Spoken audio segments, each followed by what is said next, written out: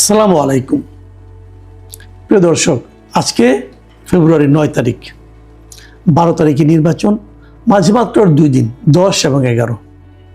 11 হবে না, ধরেন 10 তারিখ, কারণ 11 তারিখে তো নির্বাচনী প্রচারণা বন্ধ হয়ে যাবে, 24 ঘন্টা আগে তো বন্ধ হয়ে যায়। তো সেই সময় তো আমরাও হয়তো তেমন কিছু কথা বলতে পারবো না, কারণ আমার এই কথা যদি কোনো না কোনো দলের পক্ষে অথবা বিপক্ষে যায়, সেটাও আসলে আইনগতভাবে ঠিক হবে না। তো সেই হিসেবে আমরা ধরতে পারি আর মাত্র 2 দিন, আজকে এবং আগামীকালকে আমরা কথা বলবো নির্বাচনের সম্ভাবনা নিয়ে, নির্বাচনে কে কেমন করতে পারে তা নিয়ে। আমি গতকালকে একটা প্রিডিকশনের মতো দিয়েছিলাম, সেটা আমি দুটো সোর্স থেকে পাওয়া প্রিডিকশন দিয়েছিলাম। আমরা বলেছিলাম এটা নিয়ে অনেক আলোচনা হয়েছে, অনেকে দেখেছেন, অনেকে নানা রকম মন্তব্য করেছেন। তো এই ধরনের আলোচনা হতেই থাকবে, তারপরেও কিন্তু প্রিডিকশনে চলতে থাকবে। আপনারা মিলিয়ে নেবেন আপনাদের চিন্তার সঙ্গে। এটা কোনো ভিত্তি নেই, কিন্তু আমি আবারও বলছি, জরিপের কোনো ভিত্তি নেই, প্রিডিকশনের কোনো ভিত্তি নেই। যে যার যার মতো করে চিন্তা করেন এবং যার যার সোর্স থেকে তারা পান। ধরা যাক, কথার কথা আমি বলি, আমি বিভিন্ন জায়গার সঙ্গে লোকের সঙ্গে আলাপ করার চেষ্টা করছি। আমি এটা ফাইনাল প্রিডিকশনটা আগামীকালকে দেব, যে আমি নিজে কি মনে করি, যে মনে করার পেছনে আমি একটা দায়িত্ব নেব, যে এই দায়িত্বটা আমি দায়িত্ব নিয়ে মনে করছি। তো আজকে দেখেন শেষ দিকে বলে, হয়তো আজকে এই শহরে আমি দুটো জরিপ পেলাম, জনমত জরিপ পেলাম এই নির্বাচন নিয়ে, এবং দুটোই বেশ বড়ভাবে করেছে তারা, মানে অনেক লোকের মধ্যে এই জরিপটা করেছে। প্রথম যে জরিপটার কথা বলছি, দুটো আমি পত্রিকায় পেয়েছি, পত্রিকা থেকে আমি নিচ্ছি, মিডিয়া থেকে। এই প্রথম জরিপটা হলো eminence associates for social development, সংক্ষেপে EASD, এরা একটা জরিপ করেছে, এর নামে একটা সংস্থা। তারা 41,000 মানুষের মতামতের ভিত্তিতে এই জরিপটা পরিচালিত করেছে। 41,000 কিন্তু অনেক বিরাট সংখ্যা, এবং তারা দেশের বিভিন্ন জায়গায় জরিপটা করেছে, মানে একদম বিভিন্ন আপনার আসন ধরে ধরে ওখানে গিয়েছে, অনেকের সঙ্গে বিভিন্ন প্রক্রিয়াটা তারা বলেছে কীভাবে তারা প্রক্রিয়ায়িত করেছে, এবং তাদের যে প্রাপ্তিটা সেটাও তারা প্রকাশ করেছে। তাদের প্রাপ্তিতে বলা হয়েছে, যদি ভোটের হিসাবে হয়, যে প্রায় 66.3% ভোটার নাকি বিএনপিকে ভোট দিবে, এটা তাদের জরিপের ফল। আর এর বিপরীতে মাত্র 11.9% মানুষ ভোট দিবে জামাত ইসলামকে। এনসিপি 1.7%, জাতীয় পার্টি 4%, ওগুলি উল্লেখযোগ্য নয় আসলে। তাহলে কোথায় 66.3% আর কোথায় 11.9%? ধরেন 12ই ধরেন আপনি, কোথায় 66 আর কোথায় 12, কোনো তুলনা হয়, কোনো প্রতিদ্বন্দ্বিতা হয়, এরকম তাদের জরিপের ফল তারা পেয়েছে। এবং তারা নিশ্চয়ই দাবি করতে পারে, আমরা ধরেন 41,000 মানুষের মতামত নিয়েছি, এটা অনেকটা গ্রহণযোগ্য হতে পারে, এরকম তারা দাবি করতে পারে। এবং তারা এই ভোটের তো পার্থক্য এবং এর বিপরীতে যারা আসন সংখ্যা যখন ধরেছে, সেখানে তারা বিশাল পার্থক্য দেখিয়েছে। তাদের বিবেচনায় বিএনপি জোট পাবে 208টা আসন, এবং জামায়াত জোট পেতে পারে 46টি আসন। অনেক পার্থক্য, কিন্তু আমি গতকাল যেটা বলেছিলাম তার চেয়ে অনেক বেশি পার্থক্য এটা। আচ্ছা, আমরা আরেকটা জরিপ, আমার জরিপটা নিয়ে পরে কথা বলি, আরেকটা জরিপ নিয়ে কথা বলি এখন। এই জরিপটা করেছেন international institute of law and diplomacy, মানে IILD নামে একটা প্রতিষ্ঠান। এরাও অনেক লোকের উপর করেছেন, এবং এদেরটা আমার তো মনে হয় যে আগে যেটা আমরা বললাম EASD, তাদের চেয়েও বেশি সংখ্যক। EASD করেছিল 41,500 মানুষের মতামত নিয়ে, আর ওরা যেটা নতুন যেটা বললাম আমি, যে IILD, এরা জরিপ করেছে 63,115 জন ভোটারের উপর। 63,115 জন, মানে বিশাল ব্যাপার স্যাপার কিন্তু। এবং তারা গত 21শে জানুয়ারি থেকে 5ই ফেব্রুয়ারি, মানে এই 16 দিনের তারা এই জরিপটা পরিচালনা করেছে। 300টা সংসদীয় আসনেই তারা জরিপ চালিয়েছে, বিভিন্ন ইউনিয়ন ভাগ করে। এবং এখানে ফলাফল যেটা আছে, সেখানে কিন্তু তারা দেখিয়েছে যে একদম মানে নেক টু নেক ফাইট হবে। এরা ভোটের একটা হিসাব দিয়েছে। এই ভোটের হিসাবে তারা বলেছে যে দুই দলের মধ্যে, মানে দুইটা জোটের মধ্যে, বিএনপি এবং জামাতের জোটের মধ্যে একটা হাড্ডাহাড্ডি লড়াই হবে। বিএনপি জোট পেতে পারে 44.1% ভোট, আর অন্যদিকে জামায়াতে ইসলামের নেতৃত্বে জোট যেটা আছে, তারা পেতে পারে 43.9% ভোট। এই তারা পেতে পারে বলে এদের ধারণা। এটা খুব ইন্টারেস্টিং বলে আমার মনে হয়েছে, যে তারা আগেরটাতে কোথায় আপনার 12% ভোট পাবে, বিএনপি পাবে 66.3%, আর জামাত পাবে মাত্র 12%। মানে বিশাল পার্থক্য ছিল, কিন্তু এখানে কিন্তু তা দেখানো হয় নাই।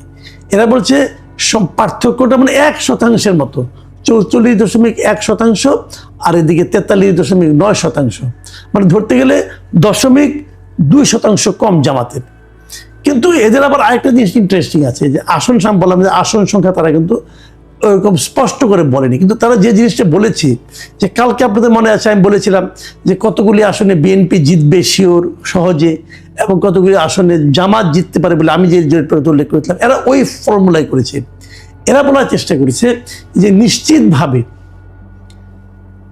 জামাতের জয়ের সংখ্যা হলো 105টা আসনে, মানে 105টা আসনে জামাতের জয়ে তাদের মধ্যে কোনো সন্দেহ নাই।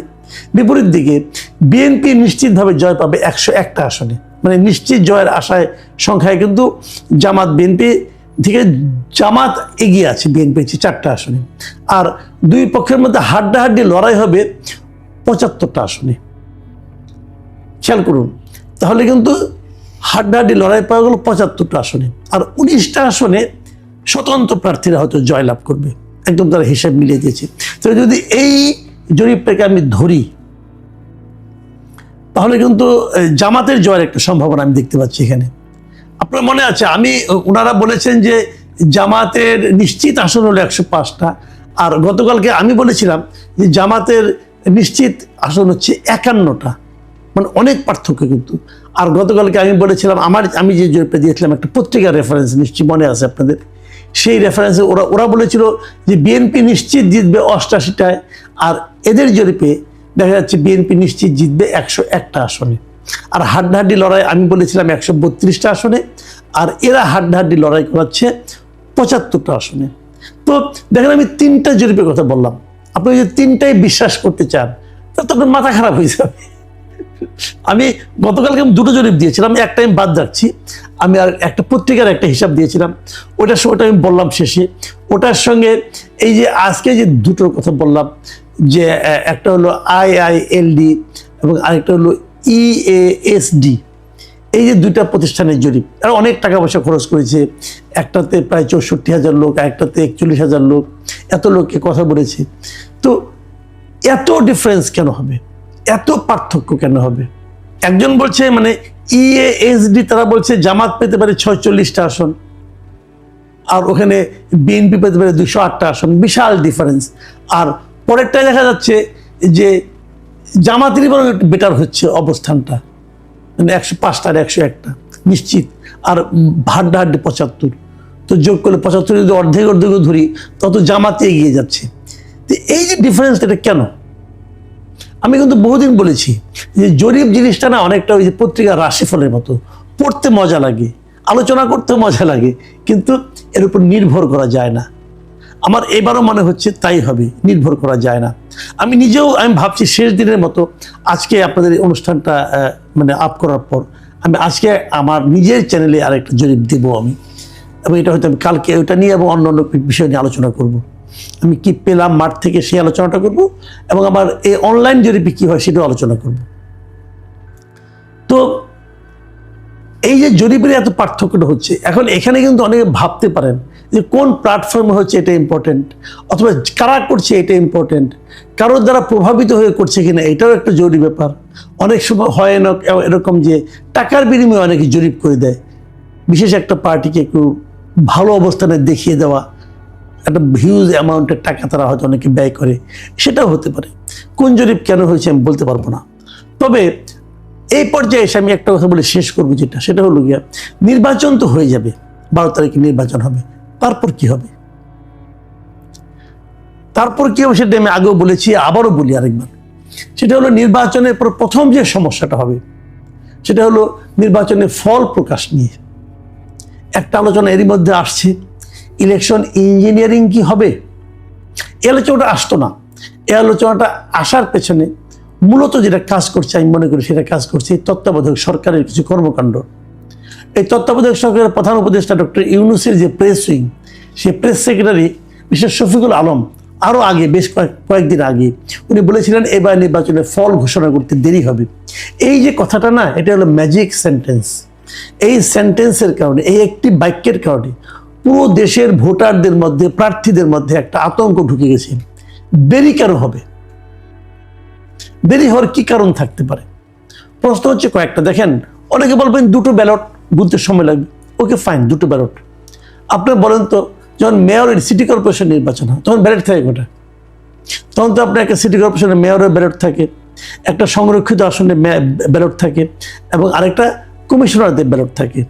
ইউপি নির্বাচনে এরকম থাকে, 3টা ব্যালট থাকে। তো 3টা ব্যালট যদি এক রাতের মধ্যে, এক বেলার মধ্যে শেষ করা যায় গুনে, তাহলে দুটো ব্যালট গুনে শেষ করা যাবে না কেন? প্রত্যেকটা কেন্দ্রে প্রিজাইডিং অফিসার, পোলিং অফিসার এর সংখ্যা তো সমান, তাহলে এটা যাবে না কেন? আর তার উপর এই ব্যাপারে আগে ভাগেই প্রেস সেক্রেটারি কেন এই কথাটা বলেন? এটা কি প্রেস সেক্রেটারি বলার বিষয়? নির্বাচনে ভোট গণনা আগে হবে না পরে হবে, দেরি হবে না হবে, তাড়াতাড়ি হবে, রাতে হবে না সকালে হবে, এই বিষয়গুলো তো প্রকাশ করবেন নির্বাচন কমিশন, সরকার তো না। এবং প্রেস সেক্রেটারি তো নাই। উনি যার প্রেস সেক্রেটারি, মানে মিস্টার ডক্টর ইউনুস, ওনারও তো এখতিয়ার নাই বলার এই যে নির্বাচনের রেজাল্ট ঘোষণা করতে দেরি হবে কি তাড়াতাড়ি হবে, উনিও বলতে পারেন না। তো পুরো জিনিসটা নির্বাচন কমিশনের এখতিয়ারে, কিন্তু ওনারা বলছেন। কেন বলছেন? এই যে কেন বলছেন, এই প্রশ্নের উত্তর খুঁজতে গেলে প্রথমেই মনে আসে যে তাহলে কি ইলেকশন ইঞ্জিনিয়ারিং এর একটা সম্ভাবনা আছে?